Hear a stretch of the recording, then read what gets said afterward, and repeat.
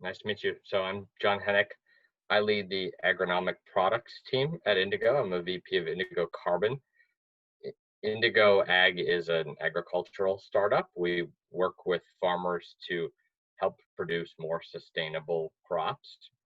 In the Indigo Carbon team, we're focused on helping growers adopt regenerative farming practices that sequester carbon, make them more profitable. And then we work with large corporations to sell those carbon credits to them and provide that financial incentive back to growers to help change their farming practices.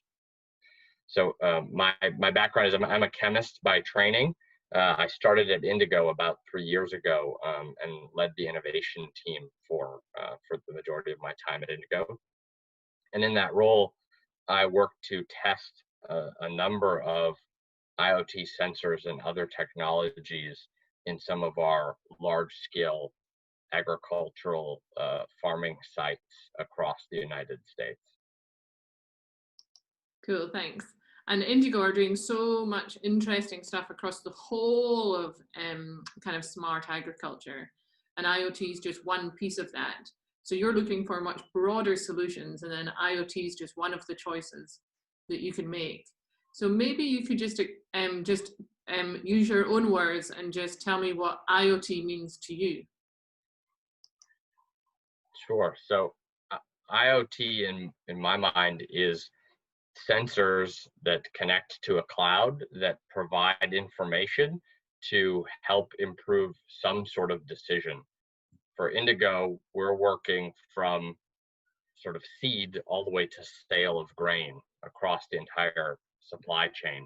And so what that means is that sensors can have a role in things like the quality of our microbial coatings on a seed and understanding how the storage of that seed, how the seed has been stored over time, and whether or not the viability of our microbe is still high, through to on-farm sensors, which I think in agriculture is what most people would consider to be IoT. So sensors that are in the field on tractors, through to grain storage and grain quality, ultimately through transportation and to buyers. In my time at Indigo, I have dabbled across that entire supply chain of IoT. Cool. And if you had something to ask of the industry, the IoT industry, for kind of improvements or changes, or maybe some of the frustrations that you've felt when you've been trying to roll out some of these IoT projects, is there any kind of frustrations you want to share with the community? I think that the sort of few critical things that we found to be challenging with IoT is connectivity. That has always been a challenge for certain types of sensors. An example being an important decision a grower has to make is how much grain to store in their on-farm storage and when to sell that grain. Hopefully they can make those decisions only by the markets, so understanding when they should be selling for their own financial benefit. But ultimately, they're oftentimes making those decisions around the quality of the grain that's being stored to ensure that it's not spoiling because of things like moisture or pests and diseases that can live in their storage. So we've tested things like little ball sensors that go inside of a grain bin, measure the moisture, and make predictions about the potential of spoilage. The difficulty with that is that you're asking for data to be sent to the cloud all the time in very rural communities, and we've oftentimes found that there are large gaps in data, and those large gaps potentially mean for a grower risking hundreds of thousands of dollars if they don't know the quality of their crops over time. So we've consistently found through those types of sensors or others, connectivity being a real issue. Another consistent issue is cost of sensors. It really depends on the type of sensing that we care about, but I can give one example, which is soil moisture sensors. So soil moisture sensors go in the ground and help a grower to understand perhaps when they should irrigate their fields if they have an irrigated field, when they should be applying nutrients like nitrogen, or when they have the ability to drive their tractors on a field and plant or apply some sort of application. In all of those cases, the soil moisture sensor is really only measuring the spot where it's located. So it can only measure, maybe a meter around it, and a field is very large. And so it's being able to understand what the implications of moisture across an entire field is really what the important part is, but a soil moisture probe is only measuring in that exact spot. So if a probe costs $1,000, that $1,000 has to be spread across an entire field, and if it's a 100-acre field, which is oftentimes average depending on where you're located, that's $10 per acre. That is a really meaningful cost to a farmer, and so the value of that sensor has to really overcome that substantial cost. And so lowering the cost of sensors and finding ways to spread the insights that those sensors gain across a larger area is really essential. And finally, I would say connecting sensors to decisions is really a key component. So the users of sensors in agriculture are varied. In some cases, they are companies like mine, where we're trying to understand, as I mentioned before, our microbial coatings on our seeds, or in transportation, the grain that's going from a farm to a buyer. And in those cases, as a large company with a sophisticated data science capabilities, we can take a sensor stream and integrate it with other pieces of data and inform our decisions. But many of the targets of a lot of IoT technology in agriculture are growers themselves, and growers have hundreds of farming decisions that they need to make throughout the season. They have multitudes of information coming at them all of the time from many companies. And most growers are not data scientists, but they are businessmen and women, and they want to be able to have insights that improve their decisions. And I think a real key that most companies have yet to really tackle is providing that link between the information that's coming off of a sensor and linking it directly to the specific decision that a grower is making to improve that decision, and then linking that to the dollars and cents of ensuring that they are building a profitable business. Okay, great, thank you. And I think Indigo Ag are also such thought leaders in this space. Do you want to just touch on, to you, what you see the future of ag being? So not where we are today, but kind of where you hope to get to in the foreseeable future. Sure. That's a very exciting question. I think that the future of agriculture is a bright one. I come from a background that's not agriculture. It wasn't even on my radar as a scientist for a place where there were lots of interesting problems to be solved. And the deeper I've gotten in the industry, the more I've come to understand the really degree of exciting challenges that exist in agriculture. I think that one of the key areas there where I see agriculture going and changing in the future is, right now we have a system that is built almost entirely off of commodity crops. So a grower in Iowa and a grower in Kansas are both growing corn, and that corn is a commodity product, no matter what practices a grower is using, and really no matter what quality that corn has, whether something has high carbohydrates or low carbohydrates, they're getting paid effectively the same amount for that grain. And we think that there is a world much like coffee and cocoa, where customers are demanding specific attributes, that grain can be grown in the same way and sold in the same way. So both from a physical quality perspective of that grain. So in wheat, a brewer wants low protein wheat, and a bread maker wants high protein wheat. Today, everybody gets average protein wheat, and that forces a lot of inefficiencies in the supply chain. If we can simply understand what the quality of that grain is before it's harvested, before it's stored, and then when it's transported, we can actually create a significant amount of value for everyone in the supply chain, for growers, and even making those mills and buyers have a more efficient operations. And so really enabling that decommoditization of agricultural grains, I think is the vision for the future. Consumers are also demanding grain that is grown more sustainably.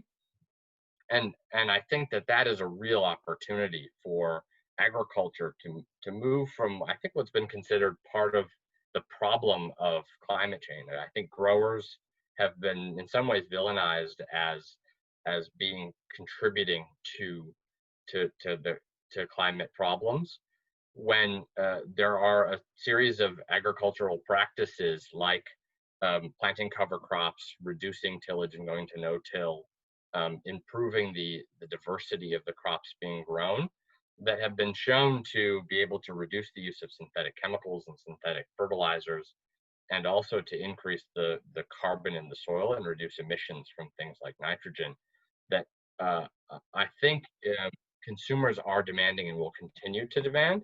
And if we can find ways to help growers do those practices at scale and ensure that it is linked to their financial incentives, I think agriculture can go from being part of the problem to really one of the major parts of the solution to the climate crisis.